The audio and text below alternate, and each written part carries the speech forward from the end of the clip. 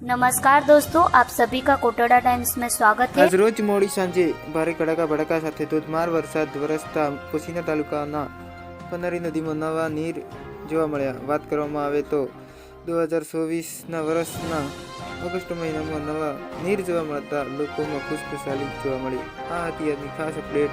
ફરી મળીશું નવી અપડેટની સાથે. ત્યાર સુધી નમસ્કાર.